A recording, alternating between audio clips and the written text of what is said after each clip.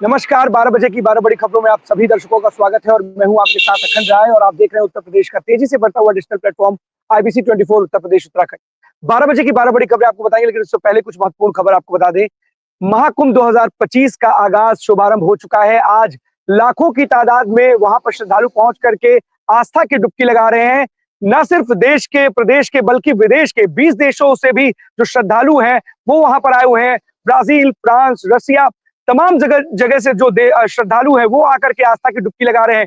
2025 के इस महाकुंभ में जो 45 दिनों तक चलेगा, उस महाकुंभ में लोग 1 से 2 दिन पहले से ही वहां पहुंच करके स्नान कर रहे थे। शनिवार को ही वहां करीब 33 लाख लोगों ने स्नान किया था और कल रविवार को करीब 50 लाख लोगों ने आस्था की डुबकी लगाई थी। और आज जो महाकुंभ की जो शुरुआत हुई है उसमें 60 लाख लोगों ने 9:30 बजे तक ही आस्था की डुबकी लगा ली है, शाही स्नान किया है और 14 तारीख कल है। तो ऐसे में बड़ी तादाद है, बड़ी संख्या में श्रद्धालु जो है वो महाकुंभ पहुंच रहे हैं। वो तस्वीरें दिखाते हैं प्रयागराज महाकुंभ की, जहां पर जो आस्था की डुबकी है, जो श्रद्धालु हैं, जो देश विदेश से तमाम जो श्रद्धालु पहुंचे हुए हैं वो आज प्रयागराज में महाकुंभ में आस्था की डुबकी लगा रहे हैं।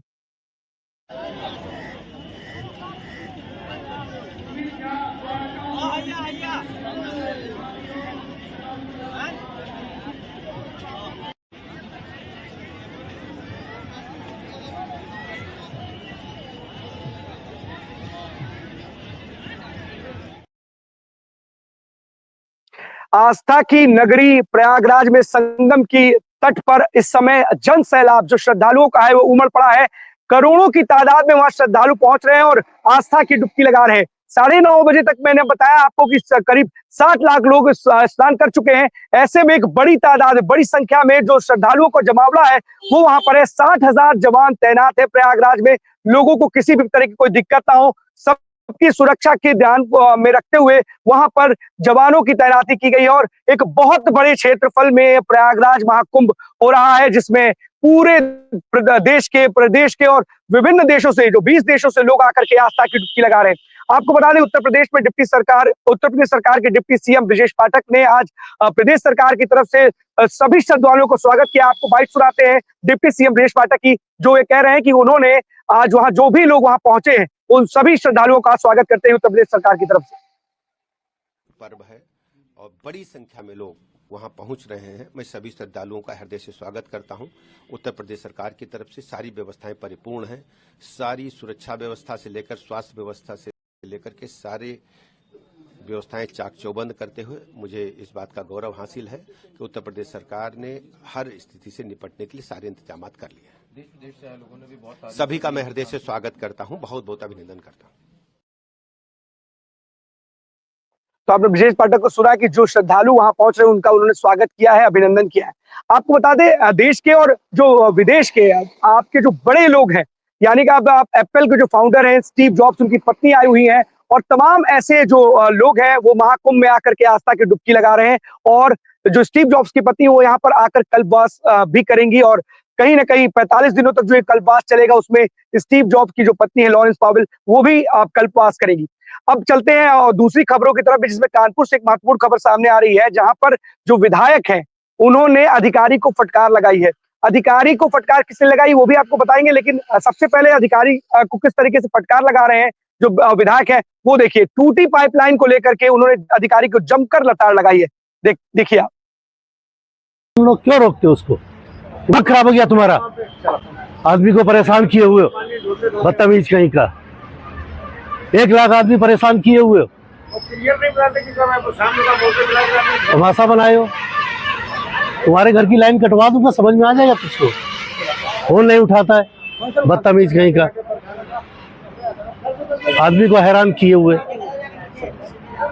और ये कब तक बनेगा ये बताओ सर? आप बताओ चीफ साहब, क्या कब तक बनेगा? तुम चीफ हो? नहीं सर, मैं एक्शन हो। तुम क्या हो? सही सचिव जलकल सचिव हो। कब तक होगा ये सब कंटिन्यू हो जाए, कल चालू हो जाएगा? जब तक काम खत्म नहीं होगा कल तक। कौन है ठेकेदार? ठेकेदार कौन कर रहा है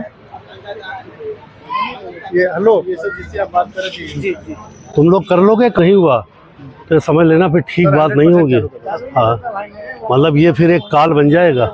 ये ध्यान रख। स्थिति नहीं आएगी। हाँ, आदमी हैरान कर, अरे फोन किसी का उठाते हैं तो कम से कम आदमी समझता तो है कि क्या बात है, आज नहीं मिलेगा, शाम मिलेगा, कल मिलेगा। फोन भी नहीं उठाते हो, तमाशा बना दिया। आदमी हैरान है। मैं जो 1.5 लाख आदमी पानी के लिए त्राहिमाम कर रहा है, कल क्या बजे तक चालू हो जाएगा? हैं? शाम मीटिंग हो जाएगा। ट्रायल करेंगे शाम तक। कल चालू करके हमको बताओ फोन से। अब ये कंप्लेंट नहीं आनी चाहिए कल नहीं चालू हुआ, चाहे पूरी रात यहाँ काम कराओ। रात होगा तभी ड्राफ्ट करना। और फोन उठाना, फोन की शिकायत नहीं मिलनी चाहिए। अब सुन रहे थे जो विधायक जी हैं वो कह रहे थे कि फोन ना उठाने की शिकायत नहीं मिलनी चाहिए और कल तक इसे दुरुस्त कराया जाए। करीब 8 दिनों से ये जो समस्या है वो जस की तस बनी हुई थी, जिसके बाद विधायक जी का पारा हाई हो जाता है और वो वहां पहुंचते हैं और अधिकारियों को जमकर लताड़ लगाते हुए कहते हैं कि तुम्हारे घर का भी मैं कनेक्शन कटवा दूंगा, तब तुम्हें समझ में आएगा। और कई बातें आपने खुद सुनी कि किस तरीके से जो विधायक है वो अधिकारियों पर भड़क रहे हैं। कई बार ये विधायकों की तरफ से शिकायत मिलती है कि जो अधिकारी है वो उनका फोन नहीं उठाते हैं। इसी को लेकर के विधायक का जो पारा है वो हाई हो गया। कानपुर से एक और खबर है कि जहां पर जो जिला अध्यक्ष के उत्तरी के पद के लिए जो नामांकन चल रहा है उस दौरान जो फूलों का गुलदस्ता भेंट करना चाहिए था, वहां पर जूतों का गुलदस्ता भेंट किया है। आपको तस्वीरें दिखाते हैं कानपुर से, जहां पर जो कार्यकर्ता है, जो नाराज नाखुश कार्यकर्ता है, उन्होंने फूलों की जगह जूतों का गुलदस्ता वहां पर भेंट किया है।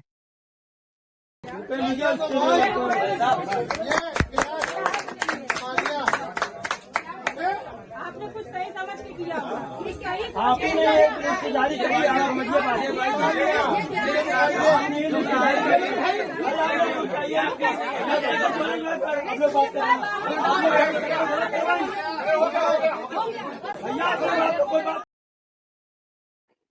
तो आप देख रहे हैं कि जो नाखुशी है, जो लोगों के मन में रोष है, अब उसको इजहार करने का जो ये नया तरीका निकाला है कि फूलों के गुलदस्ते की जगह जो जूतों का गुलदस्ता है वो थमा दिया। लोगों के मन में काफी रोष है मंडल अध्यक्ष को लेकर के, जिस तरीके से लोगों के कार्यकर्ताओं के जो मन में नाखुशी है उसको लेकर के जो तमाम तस्वीरें थी वो कानपुर से आ रही थी। अब चलते अपने सभी सहयोगियों के पास, एक एक करके सभी सहयोगी हमारे साथी स्क्रीन पे जुड़ेंगे और जो आज की 12 बड़ी खबरें हैं हमारे दर्शकों को बताएंगे। सबसे पहले हमारे साथ इंद्रवीर जुड़ चुके हैं रायबरेली से। इंद्रवीर, कौन सी बड़ी खबर है रायबरेली से आज की? देखिए अखंड बता दें, सबसे बड़ी खबर तो यही है कि पूरे उत्तर प्रदेश में और पूरे पैन इंडिया में अगर हम बात करें तो आज महाकुंभ 2025 का शंखनाद हो चुका है।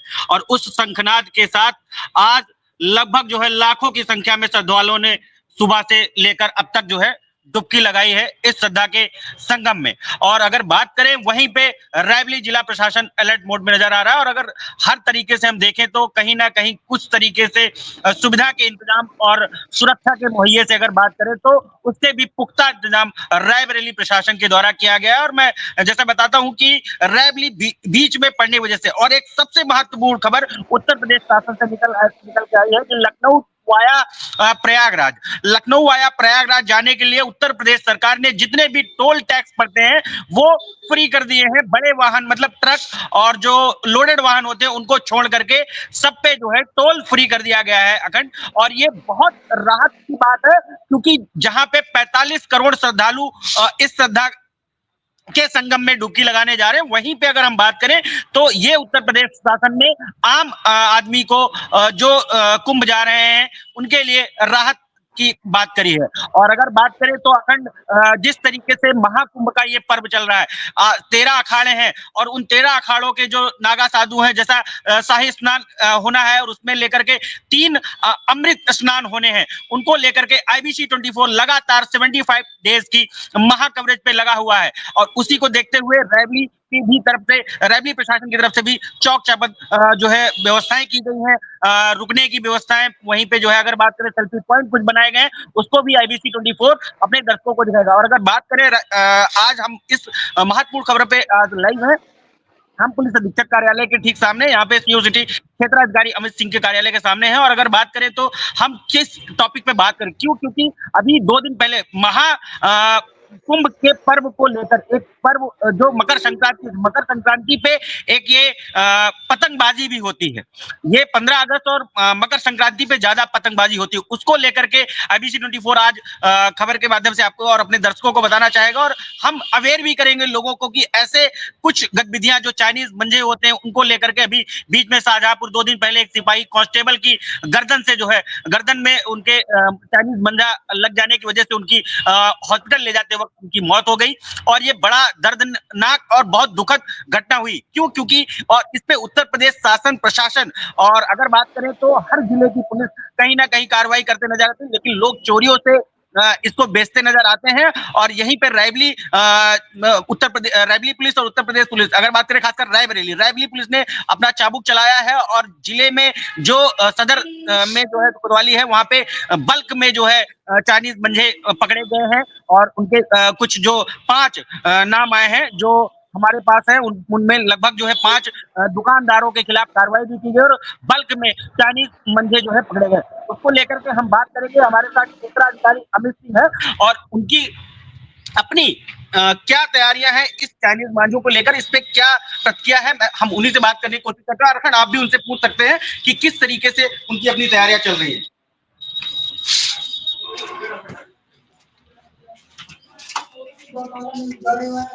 जी अखंड, हम बात करने की कोशिश करते हैं, और आप उनसे बात भी कर सकते हैं। क्षेत्राधिकारी अमित सिंह है, और जिस तरीके से ये घटना हुई, एक कांस्टेबल की जान गई, आने वाले समय में अखंड ये बहुत ही दर्दनाक है, और उसको देखते हुए रैली प्रशासन ने, जैसे मैंने बताया कि कल हम लोगों ने यहाँ पे रैली पुलिस ने, अगर बात करें तो बल्क में चाइनीज मांझे की जो है धरपकड़ करी है, और धरपकड़ के साथ 5 लोगों के खिलाफ उसमें कुछ कार्रवाई भी है। हमारे साथ क्षेत्राधिकारी अमित सिंह है, और इनसे जानते हैं अखंड क्या है, आप भी पूछ सकते हैं। सर, चाइनीज मंझा जो है कल बल्क में पकड़े गए हैं, और इस पर पूरा पकड़ क्या है सर? देखिए, चाइनीज मांझे को लेकर के हमारे जो भी शासन उसकी तरफ से भी अभियान चलाए गए थे, और हमारे जिले के हमारे हैं उनके द्वारा भी अभियान चलाया गया था। तो हम लोग पूर्व में भी जो है इस पर कार्रवाई करते आए थे, और इसी क्रम में जो है, और जैसे शाहजहांपुर में भी एक दुर्घटना हो गई थी, एक जो है पुलिस विभाग के कांस्टेबल के साथ, उसको भी ध्यान में रखते हुए हम लोगों ने अभियान चलाया था, जिसके तहत जो है हमने कुल 6 लोगों को इसमें जो है वो किया है, पकड़ा था, जिसमें कि कुछ चाइनीज मांझा बरामद हुआ था, जिसको जब्त कर लिया गया है, और उनके विरुद्ध जो है जो भी विधिक कार्रवाई है वो कराई जा रही है।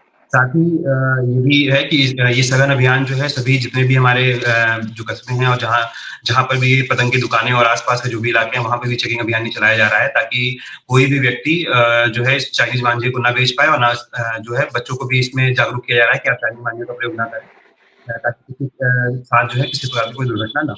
जी अखंड, आप कुछ पूछ सकते हैं अखंड। इंद्रवीर, सवाल ये है कि क्या ऐसे कोई हॉट स्प्रिंग या ऐसे स्पॉट्स कोई चिन्हित किए गए हैं जहां पर इस तरीके से कई जो संख्या में, बड़ी संख्या में लोग वहां पे पहुंच करके पतंगबाजी करते हैं, तो क्या इस तरीके के स्पॉट्स को चिन्हित किया गया और वहां पर किस तरीके के इंतजाम किए गए हैं रायबरेली पुलिस की तरफ से? देखिए, जैसे आपको बताना चाहेंगे कि जो भी मकर संक्रांति का त्योहार है, तो इसमें प्रमुख रूप से लोग जो है वो पतंगबाजी करते हैं। तो हमारे यहाँ पे जो भी ऐसे स्पॉट्स हैं, जिसे हर थानावार जो है हमने ये चिन्हित किया हुआ है, और जो लोग बच्चे जो पतंग उड़ा रहे हैं, वहाँ पे भी जाकर के हम लोग ये चेक कर रहे हैं, और साथ ही उनको ये जागरूक भी कर रहे हैं, और उनको बता भी रहे हैं कि जो पूर्व में दुर्घटनाएं हुई हैं उसके संबंध में भी उनको अवगत करा रहे हैं। और इसी के तहत हम लोग जो भी दुकानें हैं, ये जो पतंग बेच रहे हैं और जो भी मंझा या बाकी चीजें बेचते हैं, तो वहाँ पे भी हम लोगों ने एक सतर्क निगरानी रखी हुई है, हमारे टीम में, और लगातार जो है हम लोग इसमें प्रयास कर रहे हैं कि इसमें कोई बेच ना पाए, और जो भी अगर ये बेचता है तो उसके खिलाफ जो है जो कठोर से कठोर कार्रवाई की जाए, और उसको जो है मुकदमा पंजीकृत करके और उनको जो है न्यायालय में पेश करके कारागार दिया जाता है। और साथ ही जो हमारे नवयुवा हैं जो पतंगबाजी करते हैं, उनको जागरूक करने का काम किया जा रहा है, ताकि वो जागरूक रहें, तो जो है इसका इस्तेमाल कम करें, और कोई अगर इस तरह की कार्रवाई करता है तो उनको हम बता दें। एक सवाल ये भी है कि कई बार ऐसे जो दुकानदार हैं वो लगातार इस सब कामों में, इस तरीके के मांझों में लिप्त पाए जाते हैं, लेकिन बार बार उनकी तरफ से इस कार्य को किया जाता है, उनको लगता है कि बाद में छूट जाएंगे। तो क्या कोई विशेष योजना बनाई गई कि अगर इस तरीके कार्य करते हुए लोग फिर से पकड़े जाएंगे तो इनके खिलाफ कठोर कार्रवाई की जाएगी? देखिए, नियमतः जो हम लोग इसमें सघन अभियान करते हैं और जहाँ पे भी पकड़ा जाता है उनको गिरफ्तार करके जो भी नियमतः कार्रवाई होती है उसको कराया जाता है। और ये हम लोग जो है कंटिन्यूअस प्रोसेस है जिसको हम लोग जो है लगातार करते रहते हैं ताकि कहीं पे भी कोई इस प्रकार की दुर्घटना होने से बचे और लोगों को जागरूक भी करते हैं इसको लेकर के। बहुत बहुत धन्यवाद आपका। आपने बहुत अच्छी चीज बताई और एक पहल अच्छी है, क्योंकि जिस तरीके से चाइनीज मांझे लोगों की जिंदगी ले जा रहे हैं और लोगों की जान चली जाती है। हाल फिलहाल में तमाम ऐसी घटनाएं आई हैं जिसने कहीं ना कहीं चाइनीज मांझे को एक एक ऐसी समस्या के रूप में देखा है, क्योंकि लोग मकर संक्रांति या कोई भी ऐसा पर्व हो जहां पर मकर संक्रांति के समय पे आप देखेंगे तो विशेष तौर पर आसमान जो है पतंगों से भरा होता है। इस दरमियान लोग अपने पतंगबाजी में, क्योंकि कई सारी बेट्स लगती हैं और उस बेट के चक्कर में लोग चाइनीज मांझे का इस्तेमाल करते हैं, जिसकी वजह से जो जान है वो किसी की चली जाती है। इंद्रवीर, बहुत अच्छी खबर आप करते हैं और आप जमीन पर उतर करके जो आईबीसी है उन दर्शकों को, हमारे दर्शकों को ये तमाम ऐसी चीजों से रूबरू कराते हैं। और आपके माध्यम से हम ये अपने आईबीसी के दर्शकों से अपील करेंगे कि आप कल सतर्कता बरतें, क्योंकि देखिए पुलिस अपना काम जरूर कर रही है, लेकिन जो मार्केट में इस तरीके के जो लोग व्यवसायी हैं वो चाइनीज मांझे का कारोबार करते हैं और जो लोग उड़ाने के शौकीन है वो भी करते हैं, क्योंकि सट्टेबाजी बहुत बड़ा रोल प्ले करती है। बहुत बहुत सट्टा लगता है। आप कुछ कहना चाह रहे हैं इंद्रवीर, बताइए। अगर जैसे आपने कहा कि डेफिनेटली कुछ स्पॉट होते हैं जो पतंगबाजी के लिए सट्टेबाजी भी की जाती है और इनपे कहीं ना कहीं पूरे उत्तर प्रदेश में ये मामला देखा जाता है और उस पे जो है रायबरेली पुलिस ने जैसे चाबुक चलाना शुरू कर दिया है, तो डेफिनेटली इस बार सट्टेबाजी और पतंगबाजी पे कंट्रोल डेफिनेटली रायबरेली पुलिस लाएगी। और जो सबसे बड़ी चीज है कि चाइनीज मांझा, ये चाइनीज मांझा ये एक ऐसी डोर है कि कहीं ना कहीं वो आपको लोहे का तार साबित होती नजर आती है। और जैसे कि हाथ में लग जाना और ये अलग चीज है, लेकिन देखिए कांस्टेबल की इस तरीके से दर्दनाक मौत हो जाना, इससे लेकर पूरा उत्तर प्रदेश, मैं रेवन्यू पुलिस की नहीं बात करूंगा, पूरा उत्तर प्रदेश डीजीपी जो है उन्होंने सख्त, और खासकर मुख्यमंत्री उत्तर प्रदेश सूबे के मुख्यमंत्री योगी आदित्यनाथ ने भी सख्त निर्देश दिए हैं इस तरीके की पतंगबाजी पर लेकर के आने वाले समय में सख्त से सख्त कार्रवाई की जाए। जी अतन।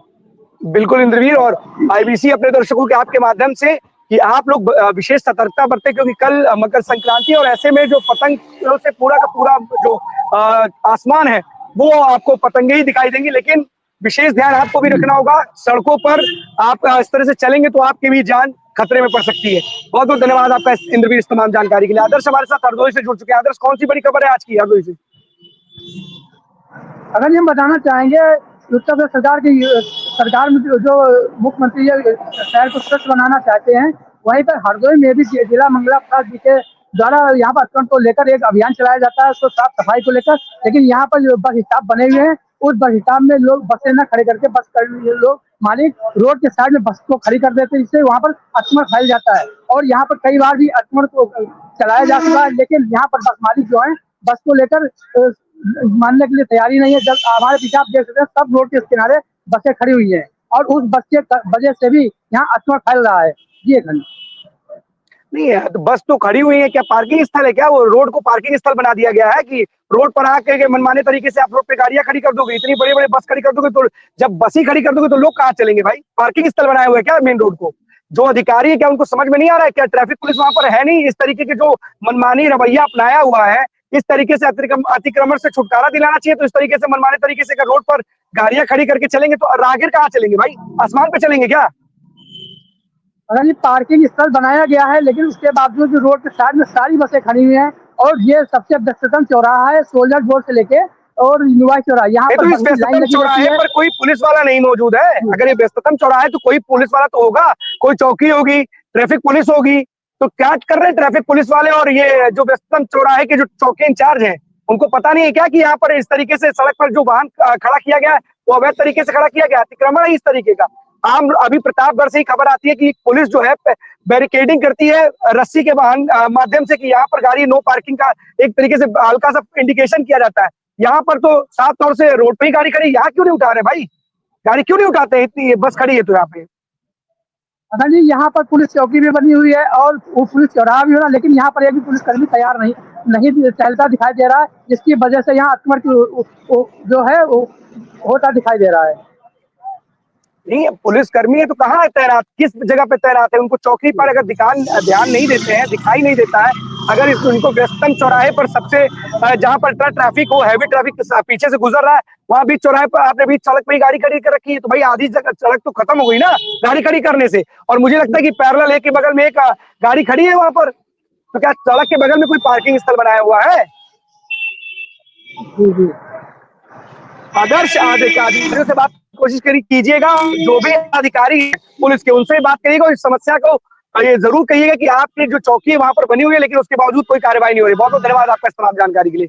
अवनीश हमारे साथ जुड़ चुके हैं। अवनीश, दो बड़ी खबरें कानपुर से हैं। पहली तो विधायक जी अधिकारियों को लताड़ लगा रहे हैं, और ये लताड़ जरूरी भी है। कई बार 8 दिनों से एक जो पाइपलाइन है वो टूटी पड़ी है, और आप कह रहे हैं कल हो जाएगा, फोन तक उठाने की जहमत आप नहीं उठा रहे हो, तो क्या करेंगे विधायक जी? देखिए, बिल्कुल सही बात है कि जिस तरीके से, क्योंकि सुरेंद्र मैथानी जो है लगातार इस तरीके के कार्यों पर नजर बनाए रखते हैं। उनकी विधानसभा में एक पुल जो है वो नया बना था, जिसके बाद वो जब पुल में दरारें आने लगी और टूट गया, उसके बाद उन्होंने इसमें सख्त कार्रवाई करते हुए जो उसको पुल को बनाने वाले जो लोग थे उनके ऊपर कार्रवाई करने का काम किया था। इसके बाद जो एक पाइपलाइन का जो वीडियो लगातार जो है इस वक्त वायरल हो रहा है, जिसमें विधायक पहुंचे हैं वहां पर उस जानकारी उसकी ले रहे हैं, उसमें साफ तौर पर उनका कहना है कि जिस तरीके से, क्योंकि देखिए लगातार कानपुर में बहुत सारी ऐसी सड़कें हैं जहां पर लगातार उसको बनाने का कार्य चल रहा है, तो बहुत सारी सड़कों को खोद करके डाल दिया गया है। उसमें सबसे बड़ी बात यह रहती है कि खोदने के समय पर तो तत्काल प्रभाव से उसको खोद दिया जाता है, लेकिन जब बनाने की उसकी बारी आती है तो उसी तरीके का जो हाल है वो कहीं ना कहीं खस्ता हाल बेहाल सड़कें जो है लगातार पड़ी रहती हैं। और एक, क्योंकि ये मेट्रो सिटी है, तो मेट्रो सिटी के होने के चलते यहाँ पर जो है कहीं ना कहीं बाहर से लोगों का आवागमन भी रहता है, तो एक जो छवि है सरकार की, जो लगातार सभी सड़कों को बनाने के दावे और वादे करती है, उनकी छवि को भी कहीं ना कहीं खराब करने का काम इस तरीके के ठेकेदार करते हैं। तो शर्म की बात कही जाए कि जिस तरीके से विधायक एक जा करके चेक कर रहा है, उनका फोन भी नहीं उठाया जा रहा है, तो कहीं ना कहीं एक बड़ी कार्रवाई इसमें होनी चाहिए, जिससे जो ये इस तरीके के ठेकेदार हैं उनके पास में जो है, उनके दिमाग में जो है एक तरीके का डर जो है वो कहीं ना कहीं बन पाए। अखंड जी अवनीश, जी सर, जी सर, जी सर, जब विधायक पहुंच गया जी सर कर रहे हो, फोन आ रहा है तो फोन उठा ही नहीं रहे हो।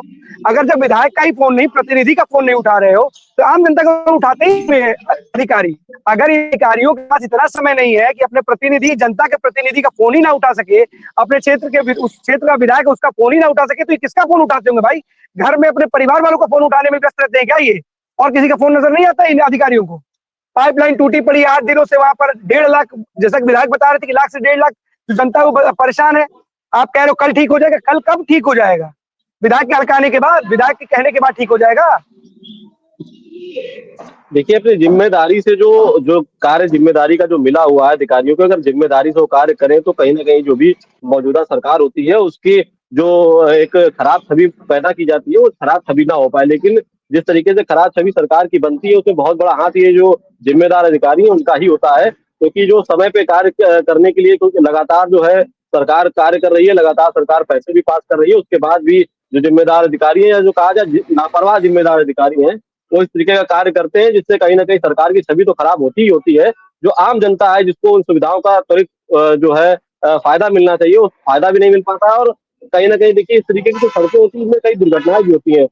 इसी में जो है कहीं ना कहीं कोई बच्ची है वो गिर करके जिसकी मौत भी हो जाती है, कहीं बुजुर्ग है जो इसमें गिर करके उनकी भी मौत हो जाती है, कहीं ना कहीं बड़ी चोटें जो है आ जाती हैं। तो ये जिम्मेदारी बनती है, और जिम्मेदारी के अनुसार जो इस तरीके के जो कार्य हैं वो अधिकारियों को करना चाहिए। और सबसे बड़ी बात यह है कि जो इस समय विधायक हैं जिन्होंने इस तरीके का फोन मिलाया है और फोन नहीं उठाया है, उनको भी इसमें कड़ी कार्रवाई करवानी चाहिए। जो अधिकारी हैं जिन्होंने फोन नहीं उठाया है उनके खिलाफ एक कड़ी कार्रवाई करवाएं, जिससे कि एक नजीर पेश हो कि जिस तरीके से अगर आप लापरवाही करेंगे तो सरकार में उनको बख्शा नहीं जाएगा। बिल्कुल नजीर होनी भी चाहिए कि अगर एक विधायक, एक जनता का प्रतिनिधि फोन कर रहा है और उसका जो ऑरा होता है, विधायक आपसे कोई ऐसी बात तो कर नहीं रहा होगा, टाइम पास करने के लिए तो फोन कर नहीं रहा होगा। कम से कम विधायक का फोन यही सोच के उठा लिया होता, किसी काम के ही लिए फोन आ रहा होगा विधायक जी का। अरे विधायक है, उसकी समस्या, अगर वो जनता की समस्या उसके पास जाती है, ऐसा भी हो सकता है कि लोगों ने शिकायत की, उस अधिकारी उस पर लोड ही ना लिए हो, तब वो विधायक के पास पहुंचे हो, विधायक ने कभी फोन ही नहीं उठा रहे। अरे क्या तरीका बना रखा है भाई, विधायक का तो कम से कम फोन उठाओ। और भाई साहब, एक और आपके यहाँ से अवनीश जी बड़ी खबर ये है कि जूतों की माला जो भेंट की जा रही है, पुष्प भेंट किए जाते थे, गुलदस्ता भेंट किया जाता था, अब ये जो जूतों की माला है, जो नई तरीके से अब अपने जो नेता का स्वागत करने के लिए, अभिनंदन करने के लिए जो नया इजात निकाली है जो अपने कार्यकर्ताओं ने, ये बड़ा ही एक अनोखी चीज है, क्योंकि कार्यकर्ता अब लग रहा है कि अब एक आप नई मिसाल पेश करेंगे?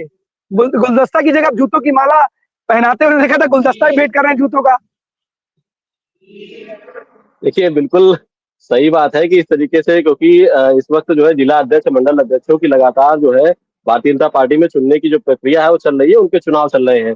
तो अभी मंडल अध्यक्षों की जो है कहीं न कहीं सूची जारी हुई थी, जो मंडल अध्यक्षों की जो सूची या जो सदस्यों की सूची जारी हुई थी, उससे कहीं न कहीं जो यहाँ पर भारतीय जनता पार्टी के कार्यकर्ता हैं, उनमें खासा नाराजगी है। उनका कहना है कि जिस तरीके से बिना समझे इस तरीके की सूची जारी कर दी गई है, उससे कहीं न कहीं जो मेहनत करने वाले कार्यकर्ता हैं, उनमें रोष भी देखने को मिला है। एक तो महिला मंडल अध्यक्ष के लिए अपना नाम देती है, उसका जो है सदस्य में नामित कर दिया जाता है बिना नाम दिए हुए, तो कहीं ना कहीं उसमें भी नाराजगी है। तो इस तरीके का जो, क्योंकि कानपुर दक्षिण के उत्तरी के जो है जिला अध्यक्ष को लेकर के एक नामांकन चल रहा था, जिसके दौरान जो प्रभारी हैं वो यहाँ पर आए हुए थे। उस दौरान पर लगभग सैकड़ों कार्यकर्ता वहां पहुंचते हैं और एक गुलदस्ता देते हैं। जब बहुत ही अच्छे ढंग से गुलदस्ता लिया जाता है, लेकिन जब गुलदस्ते को देखा जाता है तो उसके अंदर जूता निकलता है। तो कहीं ना कहीं ये जो वहां पर भारतीय जनता पार्टी के कार्यकर्ता थे वो नारेबाजी भी करते हैं। हालांकि योगी मोदी के जय के नारे जरूर लगते हैं, लेकिन जो इस तरीके का जो एक वीडियो आया है, कहीं ना कहीं जो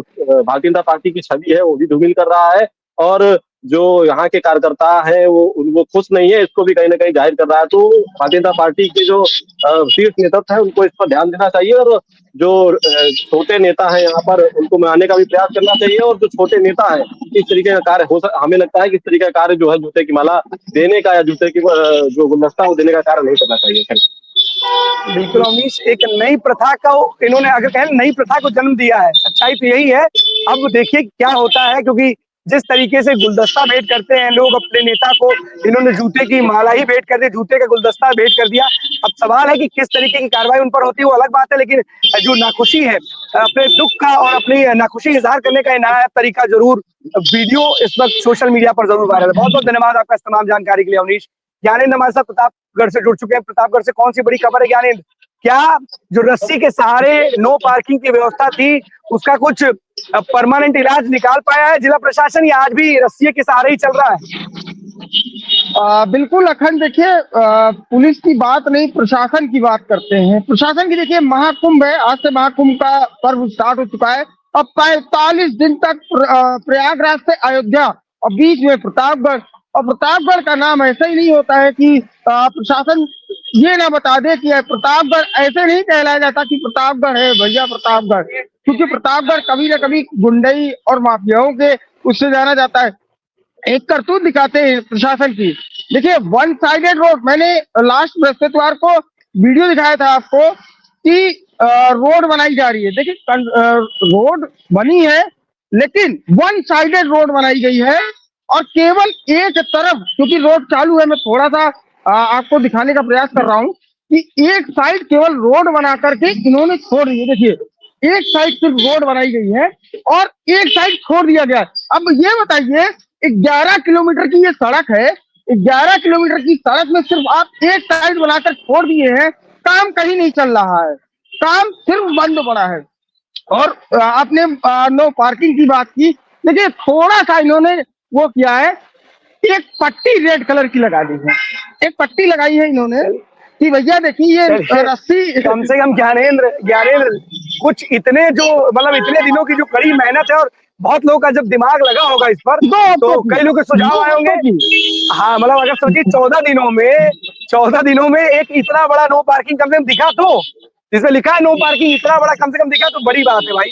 अगर जिला प्रशासन या जो लोग जिनके कंधों पर इस तरीके की जिम्मेदारी है, 14 दिनों में इतने बड़े स्टिकर पे, एक पोस्टर कहे A4 साइज का पेपर लग रहा है मुझे जहां तक, अगर नो पार्किंग के लिए जो देसी जुगाड़ ढूंढा है इन्होंने, वो छोटा सा ढूंढ पाए 14 दिनों में।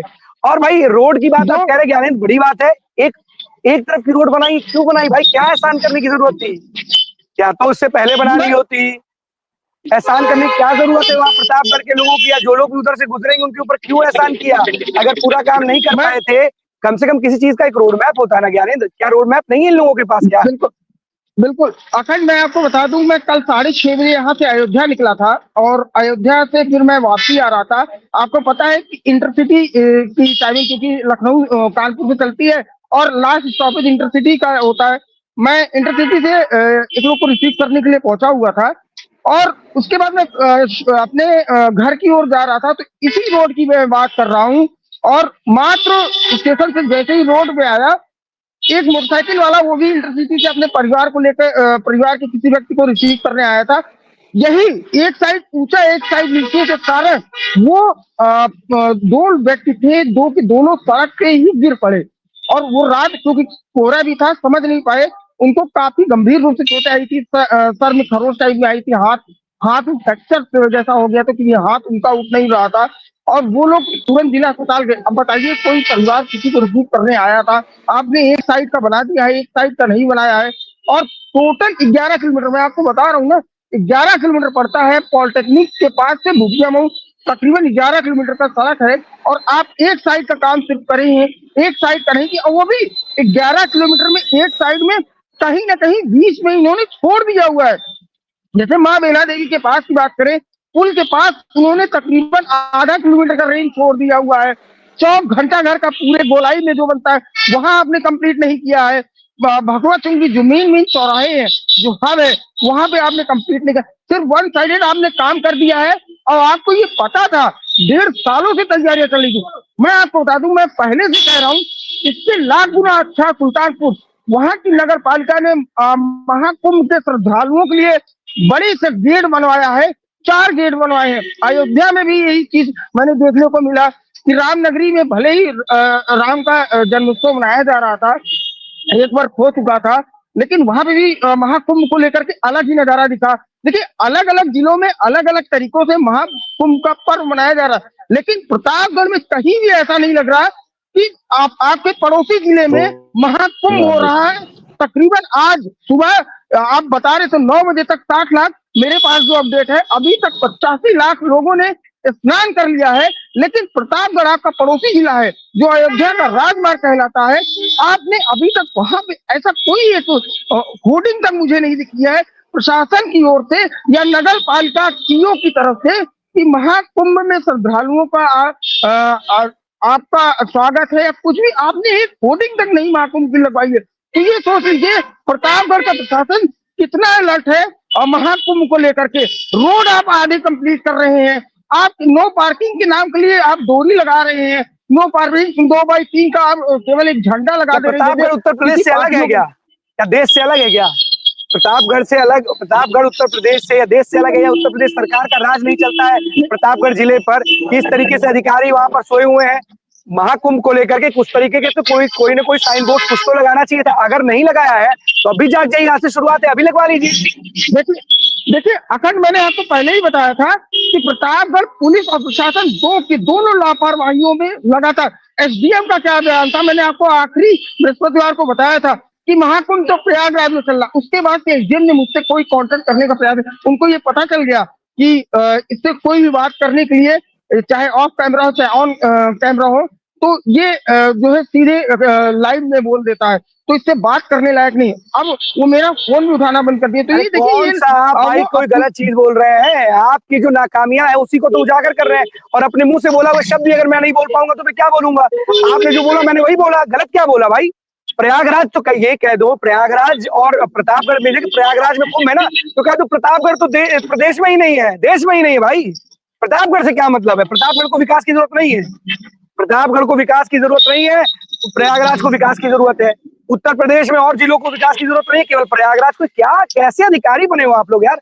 सबसे बड़ा सवाल तो है कि अगर आप लोग ऐसे अधिकारी होने के बाद इस तरीके से आप अपनी बातों को पत्रकारों के सामने रखोगे तो आम जनता के सामने क्या रखोगे? कहीं विधायक का कोई फोन नहीं उठा रहा, अधिकारी कह रहा है प्रयागराज में कुंभ हो रहा है। अरे महाकुंभ है भाई, पूरे देश के लिए बनाया गया है। उत्तर प्रदेश की प्रयागराज संगम नगरी है, वहां पर करोड़ों की तादाद में वहां पर श्रद्धालु आ रहे हैं। अगर डेटा अगर हम लोग सही ना गलत नहीं है हम लोग, तो करीब 1 करोड़ लोगों ने आज अभी तक डेटा वहां पे स्नान कर लिया है। 45 करोड़ लोगों के वहां पे आने की संभावना। और प्रतापगढ़ क्या अलग ही, क्या प्रतापगढ़ के रास्ते लोग होकर के नहीं गुजरेंगे प्रयागराज के लिए? किस तरीके की व्यवस्था बना रहे हो और किस तरीके के दावे और वादे कर रहे हो भाई? अखंड, ये पहली बार ऐसा नहीं है, कुंभ हो चाहे महाकुंभ हो, ये अब की पहला ऐसा महाकुंभ नहीं है। हर बार की ये वो होता है कि कुंभ के बाद अगर कोई स्नान करने आता है तो वो अयोध्या जाता है, चाहे राम मंदिर बना हो या ना बना हो, चाहे उसका फैसला आया हो या ना आया हो, लेकिन लोग अयोध्या जरूर जाते थे। और प्रशासन अब की जिस तरीके से लापरवाही बरत रहा है, चाहे वो प्रशासन हो चाहे पुलिस प्रशासन हो। ज्ञानेंद्र, एक बहुत सिंपल सी बात आपको कह रहा हूँ, आप अगर आपके माध्यम से, और मुझे लगता है कि आला अधिकारियों तक और सूबे के जो सीएम है उनके पास भी जरूर ये बात जाएगी कि किस तरीके से प्रतापगढ़, जो पूरा का पूरा प्रतापगढ़ प्रशासन है वो लापरवाह बना हुआ है, उसके लिए इनके ऊपर गाज गिरेगी। महाकुंभ के दरमियान गिरती है या बाद में गिरती है, गिरेगी जरूर, ये कंफर्म है, क्योंकि आपकी लापरवाही क्रेडिट मिलता है तो जो लोग काम नहीं करते उसका भी इनाम आपको मिलता है। जिनके ऊपर, जिन कंधों पर जिम्मेदारियां थी, अगर उन्होंने लापरवाही दिखाई है तो उनको इनाम जरूर मिलेगा। सूबे के सीएम, जहां तक हम समझ पाते हैं, कि ऐसे लापरवाह अधिकारियों के खिलाफ कड़ी कार्रवाई कर सकते हैं। बहुत बहुत धन्यवाद आपका तमाम जानकारी के लिए। ज्ञानेंद्र, एसपी सिंह हमारे साथ जुड़ चुके हैं सुल्तानपुर से। कौन सी बड़ी खबर है एसपी सिंह आपकी? सुल्तानपुर में आज हम उपस्थित हैं एआरटीओ दफ्तर में। सड़क सुरक्षा अभियान के तहत आरटीओ साहब जब से यहाँ पे आए हैं 2021 से इन्होंने पद ग्रहण किया है, तब से जो है कानून व्यवस्था इनके उसमें पूरा एकदम हर तरह से जो है यातायात के काफी सुधार हुआ है। अभी भी लगातार ये जगह जगह मीटिंग करके, हर जगह जागरूकता अभियान करके व्यवस्था करते हैं। अभी नो हेलमेट नो पेट्रोल पर इन्होंने बहुत सख्त कार्रवाई किया है। अभी कल ही संडे के भी दिन काफी कार्रवाइयां हुई, काफी चालान हुए। पहले उन्होंने यातायात प्रभारी ने फूल दे करके जो है अवगत कराया कि आप लोग सावधान हो जाइए। अगर उस पर नहीं सावधान हो रहे हैं तो कल से लगातार चालान हो रहे हैं, चाहे वो 4 व्हीलर हो, चाहे वो 2 व्हीलर हो, चाहे हैवी व्हीकल्स हो, सबके लिए जो है एकदम सख्त एआरटीओ साहब हैं, ये मौजूद हैं। आज इनसे जो है इनकी क्या प्रक्रिया है आप चैनल को देखिए।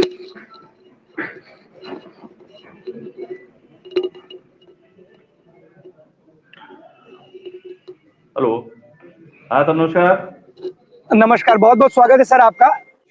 प्राथमिकताओं को लेकर के जो सूबे की जो सरकार है, और डीजीपी साहब भी कह चुके हैं कि बिना हेलमेट के किसी भी पेट्रोल पंप पे पेट्रोल ना दिया जाए। आरटीओ विभाग और आपकी जो क्या क्या प्राथमिकता है जरा बताइए हमारे दर्शकों को।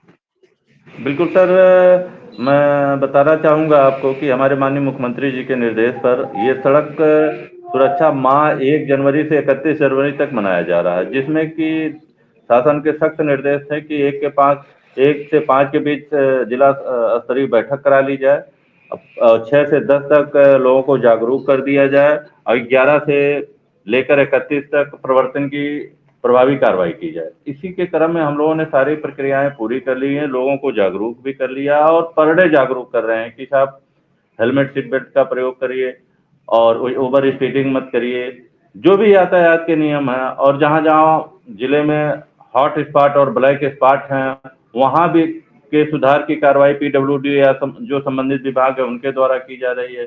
मेरे द्वारा कल संडे को भी विद्यालय में जा करके बच्चों को, उनके अभिभावकों को यह अपील की गई कि भाई आप लोग अपने जो सड़क के नियम हैं उनका अनुपालन करिए, जिससे कि जो दुर्घटनाएं बढ़ रही हैं, जिस पर माननीय मुख्यमंत्री जी हमारे बहुत चिंतित हैं, उनको उसमें काफ़ी कमी लाई जा सके। तो इसी के क्रम में पेट्रोल पंपों पर भी डीएसओ के माध्यम से हम लोगों ने अभियान चलाया और पेट्रोल पंप वालों को भी सख्त हिदायत दी कि आप कतई बगैर हेलमेट के लोगों को पेट्रोल का सप्लाई मत करिए। तो सभी लोग मान गए हैं, तो मुझे लगता है कि हमारा जिला अच्छी स्थिति में होगा। एक सवाल है आपसे, देखिए कोहरे की स्थिति है और तमाम ऐसी दुर्घटनाएं देखने को मिली है। प्राइवेट बसेस जो होती है दुर्घटनाग्रस्त होती है, कई लोगों की जान भी चली जाती है। आपके ऊपर भी जिम्मेदारी है क्या सुल्तानपुर में प्राइवेट बस को लेकर के किसी तरीके के कोई आपने अभियान चलाया हुआ है? क्योंकि कई बार देखा जाता है कि रफ्तार जो होती है, रफ्तार की वजह से कई लोगों की जान चली जाती है। इसको लेकर के आपने कौन से कदम उठाए? बिल्कुल सही आप कह रहे हैं। हमारे जिलाधिकारी महोदया द्वारा जब 3 तारीख को बैठक हुई है, उसमें सख्त निर्देश दिए हैं, उसका अनुपालन भी हम लोग कर रहे हैं कि जो प्राइवेट बसें हों या रोडवेज की बसें हों, उस पर proper seat belt, proper reflector लगे हों, उनकी प्रॉपर फिटनेस हो, उसमें जो स्पीड के लिए मशीन लगी रहती है, SLD जिसको कहते हैं, वो लगी, वो प्रॉपर चेक किया जाए। तो हम लोगों के तो माननीय जिलाधिकारी महोदया के निर्देशन में या हम लोग स्वयं संज्ञान लेते हुए इस पर खास तौर से विशेष कार्रवाई कर रहे हैं कि जिससे वो ना ओवर स्पीडिंग कर सकें, ना वो बगैर रिफ्लेक्टर के चल सकें। ये सब कार्रवाइयां चल रही हैं। इस पर चालान की भी कार्रवाइयां खूब हो रही हैं। नहीं, बहुत अच्छी पहल भी है, क्योंकि देखा जाता है कि आमतौर पर जो ये जो प्राइवेट बसेस हैं इनकी रफ्तार बहुत होती है और रफ्तार की वजह से कभी बस के टायर फटने की वजह से हादसे हो जाते हैं और कई लोगों की जान चली जाती है। लेकिन एक सवाल ये भी है कि जो भारी भरकम जो हैवी लोडेड व्हीकल्स हैं वो ओवरलोड जाते हैं, इसको लेकर के आपने कौन से कदम उठाए हुए हैं? इस पर भी जिले के जो प्रारंभिक स्थान है वो पुलिस के माध्यम से बैरियर लगा करके ज्वाइंट चेकिंग हो रही है। तो जो भी ओवरलोड वाहन हमारे जिले में घुसते हैं उन पर उसी समय कार्रवाई कर दी जाती है और चालान भी किए जाते हैं, उनको सीज भी किया जाता है। एक आखिरी सवाल है आपसे। देखा जाता है कि आरटीओ दफ्तर में दलालों की जो है ना बड़ी तादाद नजर आती है। जब वहां पर लोग पहुंचते हैं, अभी हाल फिलहाल में लखनऊ में भी डीएम पहुंचे थे और वहां पर दलाल, जैसे ही डीएम को उन्होंने देखा वो वहां से चले गए, भाग खड़े हुए। इसको लेकर के आपने दलाल मुक्त, कहते हैं ना कि जो आरटीओ कार्यालय है उसको दलाल मुक्त कैसे करने के लिए क्या कदम उठाए आप? बिल्कुल बिल्कुल बिल्कुल, हमारे देखिए सरकार की जो मंशा है कि हमारे अगल बगल जो बिचौलिए हैं वो ना घूमे, क्योंकि सरकार ने सबकी सब सेवाएं ऑनलाइन, पूरे 57 सेवाएं ऑनलाइन कर दी है। इसमें किसी बिचौलिए की कोई जरूरत नहीं है। हमको बस जनता के बीच में अपनी बात, अपने मैसेज को कैरी करना है कि आप घर बैठे अपना सब काम करिए। ऑफिस में अनावश्यक आने की कोई जरूरत किसी की नहीं है। ये मेरा एक छोटा सा सवाल ये भी है कि अगर किसी को ड्राइविंग लाइसेंस रिन्यूअल कराना हो तो फॉर्म भरना पड़ता है। फॉर्म भरने में कई ऐसी जटिलताएं सामने आती कई लोगों को, जिसके बाद वो परेशान होकर के किसी न किसी के चक्कर में पड़ ही जाते। तो क्या उसको लेकर के भी कोई कदम उठाया कि आसान तरीका हो कि आप आसानी से उस फॉर्म को भर सके, जिसको बिल्कुल, परेशानी ना हो? हम लोगों ने जन सुविधा केंद्र को सख्त हिदायत अपने अगल बगल वालों को दे रखी है कि जो निर्धारित 20 रुपए शुल्क हैं आप उतना लेकर के आप उनका जो नहीं उसको फीड कर पाते हैं उस पर कार्रवाई करें।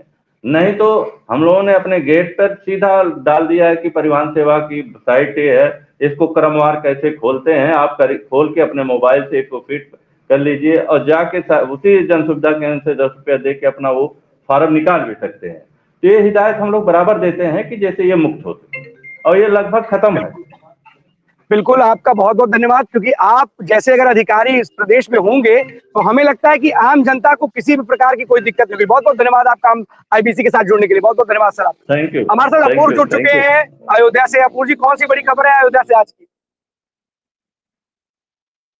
देखिए अखंड, सबसे बड़ी खबर तो यही है कि रामलला का प्रथम वर्षगांठ मनाया जा रहा है अयोध्या में। 11, 12, 13 यानी कि आज तीसरा दिन है और लगभग अगर तीसरे दिन की दोपहर तक की बात करें तो 3.5 लाख से ज्यादा श्रद्धालुओं ने रामलला का दर्शन किया है और अनवरत दर्शन पूजन तो चलता रहा। पहले दिन मुख्यमंत्री योगी आदित्यनाथ मुख्य यजमान के रूप में नजर आए, लेकिन आपको बता दें सबसे खास बात जो रही, आज पौष पूर्णिमा है और पौष पूर्णिमा पर सुबह से ही लाखों संख्या में श्रद्धालु स्नान कर रहे हैं और रामलला का दर्शन पूजन कर रहे हैं। और भव्यता के साथ जिस प्रकार प्रतिष्ठा के समय में पूरी अयोध्या दुल्हन की तरह सजाई गई थी, कहीं ना कहीं वही भव्यता, वही मुस्कान राम भक्तों के मन में उमड़ रही थी और कहीं ना कहीं वो उनके मन की बात टटोलने की पूरी कोशिश मैंने की और उनके मन की बात यही थी कि रामलला भव्य मंदिर में विराजमान हुए, लेकिन हम उनके दर्शन के लिए आतुर थे। जो लोग प्रतिष्ठा के समय में नहीं पहुंच पाए वो अब पहुंचे हैं और रामलला का दर्शन किया है। और दूसरी बड़ी खबर की बात करें तो मिल्कीपुर अहम मुद्दा, क्योंकि वहां पर आज 13 तारीख हो गया है और बीजेपी की तरफ से प्रत्याशी की घोषणा नहीं की गई है। बिल्कुल यही सवाल था, हमारे मन के सवाल को आपने ले लिया है। सवाल बड़ा, आखिरकार 17 तारीख को नामांकन की आखिरी तिथि और ऐसे में 13 तारीख आज है और अभी तक जो उनके प्रत्याशी का ऐलान जो बीजेपी ने अभी तक नहीं किया है, क्या 17 तारीख को ही खोलेंगे क्या अपने पत्ते बीजेपी वाले? देखिए अखंड, मैंने पहले भी कहा था कि 15 के पहले जो है प्रत्याशी की घोषणा बीजेपी नहीं करी थी। कहीं ना कहीं वो बात सत्य होते हुए नजर आ रही है कि जो हर बार का जब भी चुनाव रहा है अयोध्या को लेकर तो हमेशा बीजेपी मुख्यालय एकदम सेंसिटिव रहा है और प्रत्याशी घोषणा बड़ा ही सोच समझ के, और कहीं ना कहीं मैं फिर से एक बार दोहराना चाहता हूं अपने बात को कि कहीं ना कहीं मुख्य जो है बीजेपी नए प्रत्याशी की घोषणा की जा सकती है। ये लगभग मैं दावा कर सकता हूं कि नए प्रत्याशी की घोषणा, नया चेहरे इस उपचुनाव में आ सकता है। बिल्कुल, आप जो कहते हैं उसमें बहुत दम होता है और आप बड़े रूट पे जाकर के, कहते हैं ना कि जमीन के अंदर जाकर के वो जो जड़े हैं उसके अंदर से निकाल करके लाते हैं। जो आपने खबर कही भी थी हाल फिलहाल में, जब पिछली बार आपसे बात हो रही थी तो आपने बताया था कि अभी बीजेपी इतनी जल्दी अपने नाम का ऐलान नहीं करेगी, और हुआ भी कुछ ऐसा, क्योंकि आज तो 13 तारीख हो चुकी है, अभी तक नाम का ऐलान बीजेपी ने नहीं किया है। और आप जिस तरीके से बता रहे हैं कि नए प्रत्याशी पर बीजेपी दांव लगा सकती है, तो बड़ी बात है, क्योंकि जिस तरीके से नए नामों को लेकर के, नामों के ऐलान को लेकर के बीजेपी लोगों को हतप्रभ करती है, चौंकाती है। आप भी वही बात दोहराते हुए नजर आ रहे हैं कि बीजेपी एक ऐसे नाम का ऐलान कर सकती है जिसके बाद जो मिल्कीपुर की जो पूरा चुनावी गणित है, जो माहौल है, वो बदल जाएगा। लेकिन फिर भी आपसे मैं एक बार कहूंगा कि आपके हिसाब से कौन सा जो कैंडिडेट है बीजेपी का, वो मजबूती के साथ बीजेपी के जो शीर्ष नेतृत्व की पहली पसंद बन सकता है?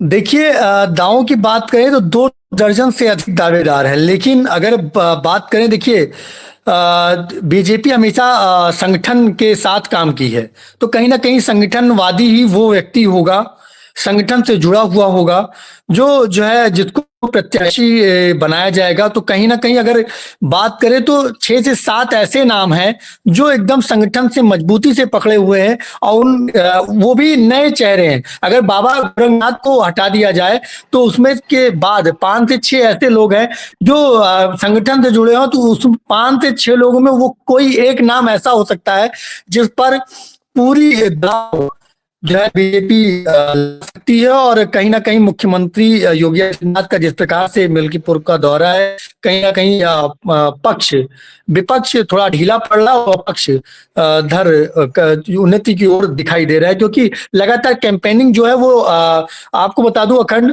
कि जहां पर अगर सपा की बात की जाए और बसपा की बात की जाए, और जो है 2 पार्टियां ऐसी हैं जो अपने प्रत्याशी की घोषणा कर चुकी है और लगातार कैंपेनिंग चल रहा है। और कहीं देखिए जहां पे अभी भाजपा की तरफ से प्रत्याशी की घोषणा नहीं की गई, वहीं 2 दर्जन से अधिक लोग अपने समर्थन में दल बल के साथ लगातार बीजेपी की कैंपेनिंग कर रहे हैं, हर गांव जा रहे हैं, घर जा रहे हैं।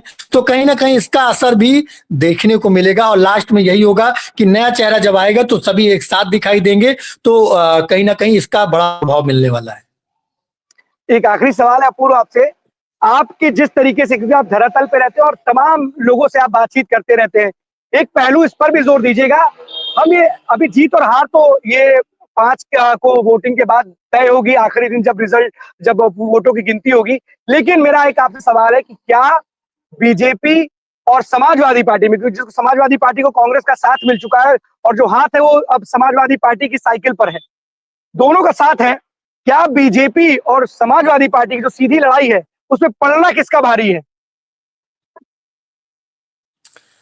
देखिए अखंड, मैंने पहले भी अभी यही बात मैं आपसे कह रहा था कि देखिए जहां पर अगर बात करें तो प्रत्याशी, देखिए जहां पर 2 दर्जन से अधिक दावेदारी है एक तरफ, दूसरी तरफ समाजवादी पार्टी ने अवधेश प्रसाद के बेटे को टिकट देकर एक दावेदार खड़ा कर दिया है, जहां जो है एक दावेदार और एक तरफ 2 दर्जन से अधिक दावेदार अभी खड़े हैं, और एक तरफ प्रत्याशी की घोषणा हो चुकी है। दोनों में अंतर देखिए। और दूसरी बात यह है, कहीं ना कहीं अगर परिवारवाद की बात करें तो ये झलक देखने को मिल रहा है कि जहां बाप सांसद और बेटे को विधायकी का टिकट दिया गया है, तो कहीं ना कहीं 2 दर्जन से अधिक लोग कैंपेनिंग कर रहे हैं भाजपा की, और कहा एक लोग लगातार कैंपेनिंग कर रहे हैं। दोनों में बड़ा अंतर दिख रहा है, क्योंकि जन्म धन और बल के साथ 2 दर्जन से अधिक लोग गांव-गांव जो है घर-घर जा रहे हैं, और जहां एक प्रत्याशी घर-घर जा रहा है, हालांकि उनकी टीम बनाई गई है, लेकिन कहीं ना कहीं इसका असर देखने को मिलेगा। तो पड़ला आप ही सोचिए किसका भारी दिख रहा है। आपने बड़ी बखूबी और बहुत ही कहते हैं ना कि शालीनता के साथ ये बता दिया है कि माहौल क्या है अयोध्या का, मिल्कीपुर का माहौल क्या है, और पल्ला किसका भारी ये भी आपने बातों बातों में बता दिया है। अब देखने वाली बात होगी कि जो रिजल्ट आता है वो क्या आता है। लेकिन सवाल यही था कि जिस तरीके से सीएम योगी की जो साख का सवाल बना हुआ है मिल्कीपुर, और अखिलेश यादव के लिए भी साख का सवाल है, क्योंकि अयोध्या की जो सीट है वो बीजेपी से छटक गई थी, जिसके बाद से तमाम सवाल खड़े होने लगे थे। लेकिन अब मिल्कीपुर का जो ये उपचुनाव है, अब ये देखने वाला होगा कि ये किसके पलड़े में जीत जाती है, और जो दिशा है और दशा, ये दोनों बदलेंगे भी। ये जरूर ये उपचुनाव बहुत सारी चीजें बदलने जा रहा है। अब देखने वाली बात होगी कि जीत किसको मिलती है और हार का जो सहरा है वो किसके सर सस्ता है। बहुत बहुत धन्यवाद आपका इस तमाम जानकारी के लिए अपूर्व। 12 बजे की 12 बड़ी खबरों में आज के लिए बस इतना ही। कल हम आपके सामने फिर से होंगे हाजिर, तब तक के लिए दीजिए हमें इजाजत। धन्यवाद।